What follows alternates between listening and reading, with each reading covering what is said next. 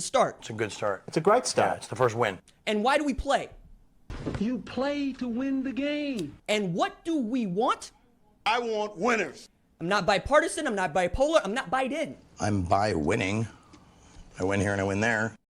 Let's see if LSU and Georgia and or Tennessee can continue to stay by winning. What's up, kinfolk? It's RJ Young. I am not on Step Mill. This is your first time watching Adapt and Respond. Thank you for joining us here. We talk college football year round. If you're into that, go ahead and hit that subscribe button, like this video, and answer the question in the comments below.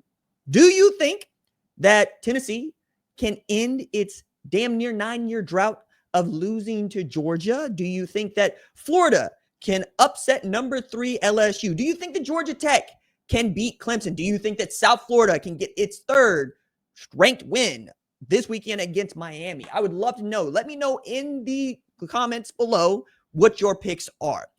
Off the rip, I really do think that this Florida team can beat LSU. However, am not going to pick Florida to win this football game. I think that as much as I like DJ Lagway, Billy Napier's play calling against South Florida was atrocious. The defense wasn't that much better.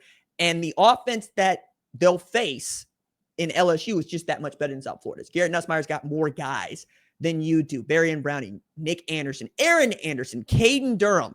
They're going to be stout, and the SEC's top returning passer, 4,000-yard passer a year ago, perhaps a first-round pick at quarterback, I think is going to really reveal himself in this game that should be way more exciting than it first appears. LSU's also 7.5-point favorite in this game, and for good reason. I expect that spread will grow, especially with Billy Napier needing to say, look, we deserve all the negative criticism that you have given us. Criticism in and of itself is not good or bad. It's just criticism. Negative criticism that is coming their way because they lost to an unranked South Florida. And he's still calling the plays. People asked, are you that guy? Should you be the guy that is the head coach at Florida? Should we continue to keep you?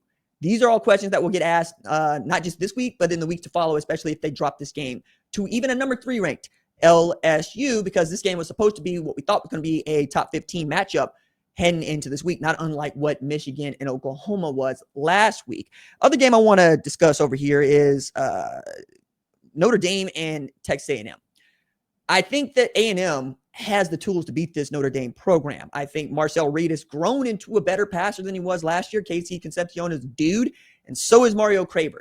Mike Elko's defense comes to play, and if Mike Denbrock decides to coach himself out of the game by not handing the ball to Jeremiah Love, you're going to give Colin Klein every opportunity he needs to beat you, and that would not shock me to see an A&M get one against Notre Dame, and Notre Dame, who's 0-1, gets to stay in the top 10, might not get to stay in the top 25 with a loss to this A&M team. Not because that A&M is that much better, but because we'll know that Notre Dame is not, especially with that loss to Miami, to say nothing of what happens if Miami loses to South Florida. That's going to be interesting. I don't think that's going to happen either. Miami's 17.5-point favorite, according to our partners at Bet Online.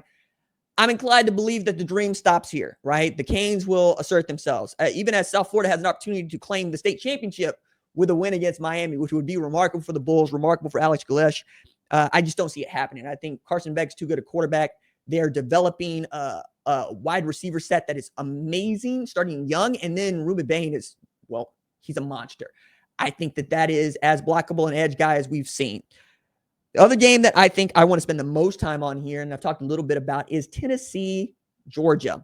It's funny. I was riding my bike yesterday with a friend who went to Tennessee in the early 1990s. So right at the end of what was a really fascinating time, beginning of a time with Phil Fulmer. I look at what this program has become and what they've been chasing, and it is day like Saturday. That's what you want. You've got Georgia, a team that has beat you 9 times in a row. The last time you beat them was on a Hail Mary from Josh Dobbs to Juwan Jennings. A game that has become regular on the schedule, but wasn't regular on the schedule till the SEC game, started playing on television, the SEC championship game.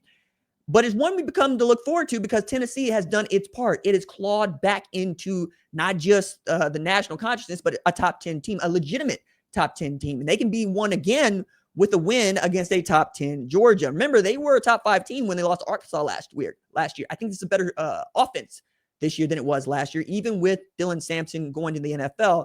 You got 3 backs that I think can carry the load for you, led by Peyton Lewis, and then Star Thomas, and then Sean Bishop. All three of those guys are pretty outstanding. You got two great wide receivers in Mike Matthews and Chris Brazzell. And Joey Aguilar is turning out to be a much better quarterback than I think many people were able to give him credit for. The thing that you get to say if you're a Georgia Bulldog, though, is he ain't played no SEC defense, and he certainly ain't played our SEC defense. And this is Georgia's conference until somebody takes it away from them.